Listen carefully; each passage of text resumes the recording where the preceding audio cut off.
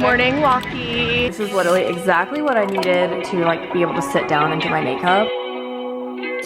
That job had a lot of phone calls, like cold calling. I did not like that. I don't know, I feel like there's never a good time, but also there's never gonna be a good time. Good morning, happy Tuesday. Welcome back to vlog week, day 2.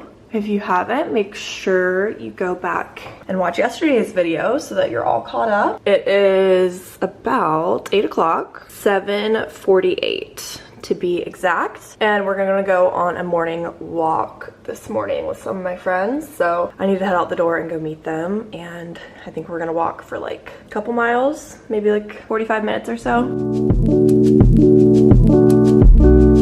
Morning walkie. Say hi.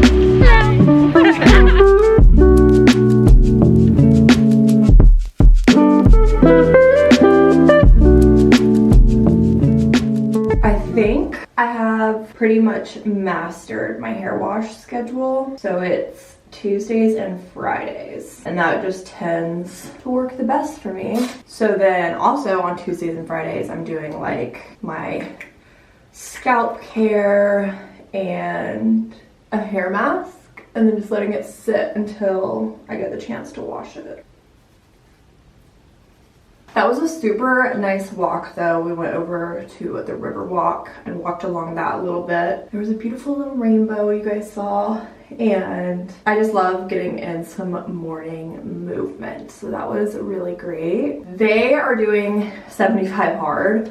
I'm not, but I'm kind of gonna do like a little iteration. Like I'm just gonna work out with them when I can and stuff. But you guys know I already like always track my macros and do all that stuff. So, but when they like go on their walks and stuff, I'm gonna try to join them. So you could say I'm doing like an iteration, but not really. I'm not even gonna claim that. I would like to one day do 75 hard, like full out, like no drinking, reading the book, all that stuff. I don't know, I feel like there's never a good time, but also there's never gonna be a good time, you know? There's never gonna be 75 days straight that I have nothing going on and can just do that. So you just kind of have to dedicate yourself to it and make sacrifices. So one day, maybe I'll do it in the new year. That could be fun.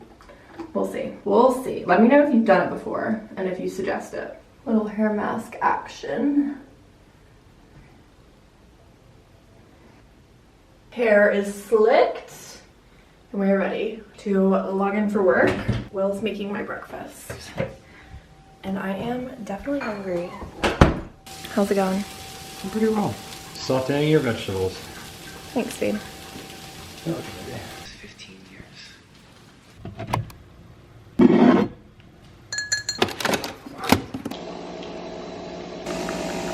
Working on getting this video uploaded before my first meeting of the day. I make my thumbnails on Canva. I just use the same like font for everything, but sometimes I like to switch up how I arrange my pictures. So this one's a little bit different. Yeah. Is it working? Everything working, or getting your goals or whatever your goals are? Yeah, I think so. Goals just to feel good and make my thighs stop rubbing together because I'm chafing to death in this Florida weather.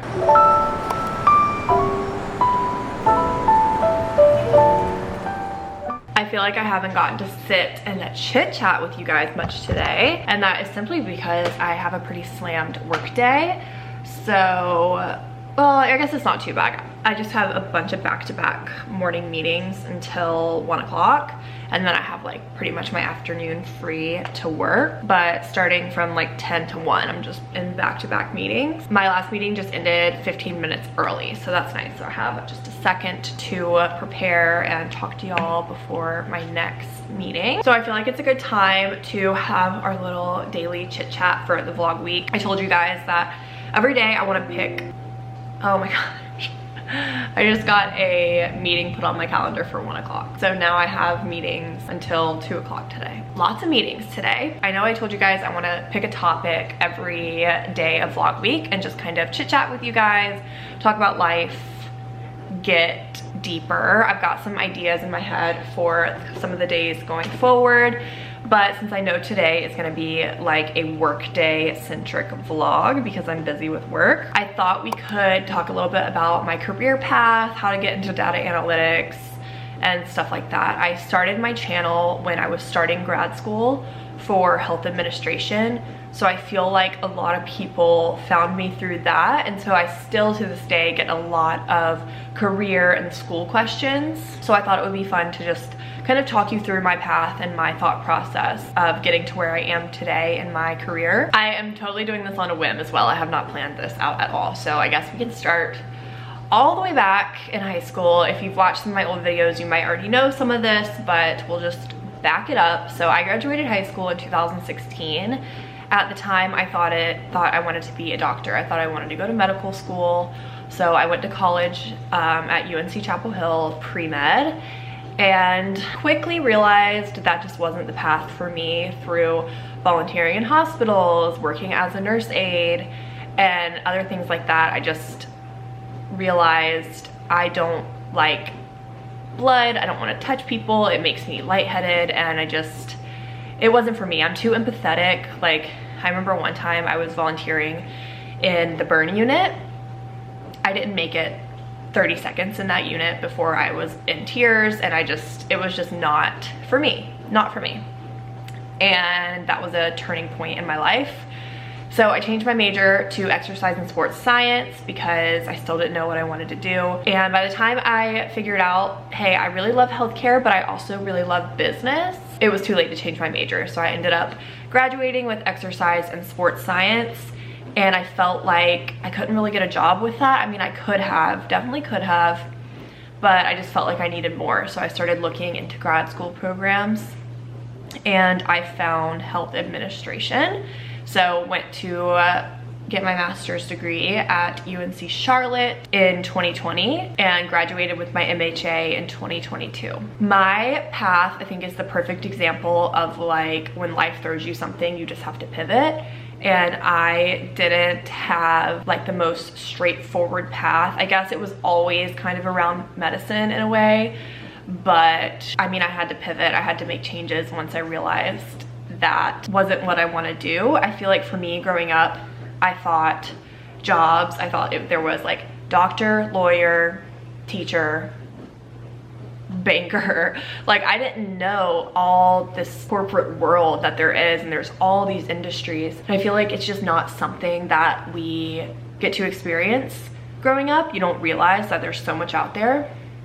So I guess that's one tip I have for you, is to really try to experience different things. Ask people what they do for work.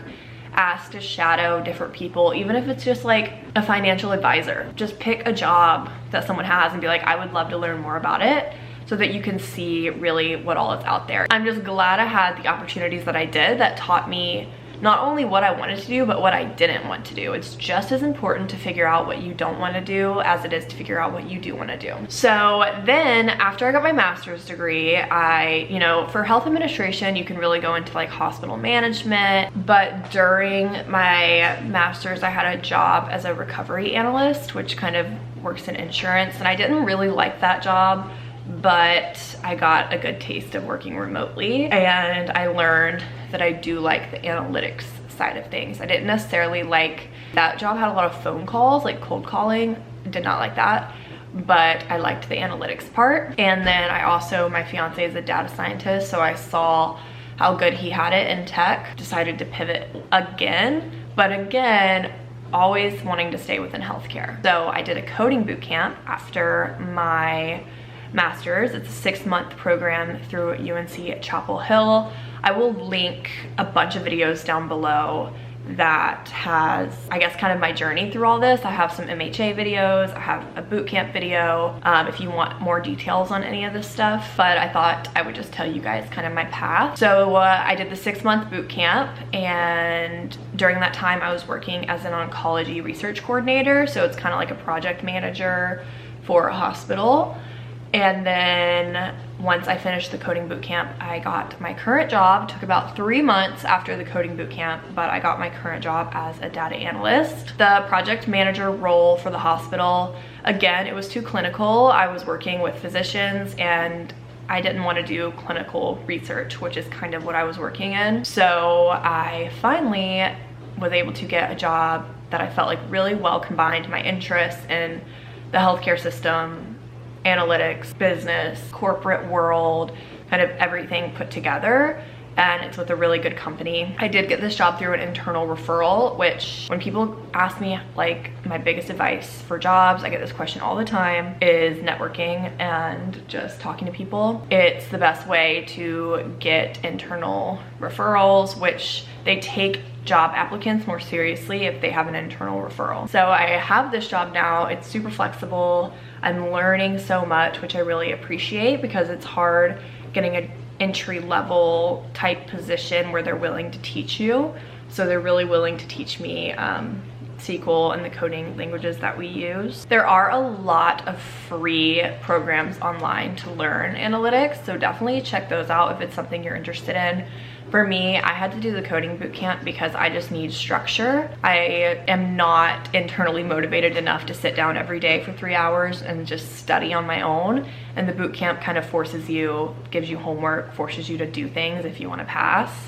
So that's why for me that was necessary. But if you are more disciplined than I am, you could definitely learn it all on your own. And you can do side projects on your own, and you can put that stuff on your resume. You know, if you code an app or do some kind of analysis on your own, you can include all of that on your resume, which is, I think, the cool thing about data analytics is you don't necessarily have to have a previous job with the title. You just need to have some type of experience, even if it was something you did independently. But my meeting is about to start now in 3 minutes, so I need to get ready for that. But I guess all of this is just to say that everything just tends to work out for a reason, and if you're a hard worker and willing to put in the effort, then the career part just tends to fall into place. Do your best, don't be afraid to make changes, and everything ends up working out.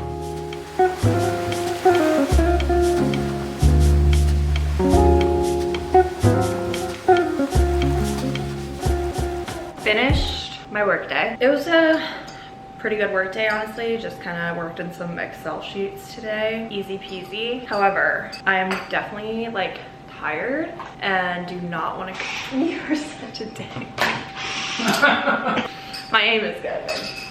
I could very be easily convinced not to go to the gym because I know it was only a walk, but I'm tired from this morning, so I really don't want to go. But like the main deterrent is I know it's gonna be so freaking crowded at this hour, and that just like a super crowded gym. I mean, when I say crowded, it's the most crowded gym I've ever seen. Like, you can't, they have like 20 benches and none of them are open, and it's like you're like squeezing by people to get through the gym, and that just like takes away any motivation I have. Like, it makes me want to go hide in a corner with my dumbbells and just do a little something over there. We did learn today though that a new really big sized gym is opening up nearby in the fall, so we'll definitely be joining that one. That will be so nice when that opens up. We definitely need more like closer by gyms, I feel like, here, so that will be key when that opens. But yeah, and I don't want to take pre-workout because I already drank coffee this morning, and then I drank one of those protein shakes with caffeine in it at like 4 o'clock. But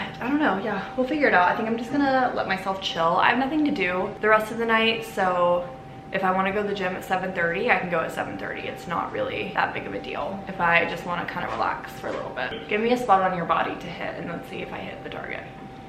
How about your right nipple? All right, right nipple. It's my left nipple, but... Oh, what's up? Am I right? This is the makeup mirror I ordered yesterday. Let's see if it's any good. All right, here we are. Okay, this is literally exactly what I needed to like be able to sit down and do my makeup. And it has lights, and I think, yeah, you can do different colors. Yeah, this is super nice, and it's rechargeable, so I don't have to worry about batteries. Perfect size. And then it just folds up. So good for travel and storage too. I will link this because I'm pretty happy with it.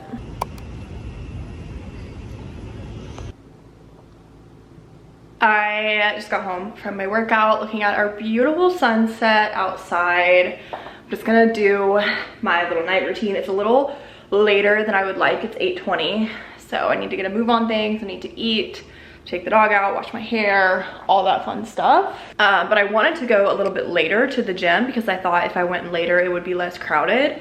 So I went at like 7:30. False. Just as crowded as the 5:30 crowd.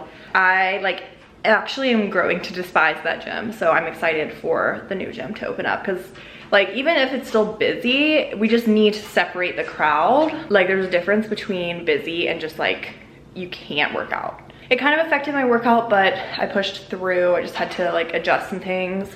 Couldn't get a leg press or a squat rack, so I ended up using a Smith machine for squats, and I did abductors instead of a leg press. So just kind of have to make it work, and I was there for like 45 minutes.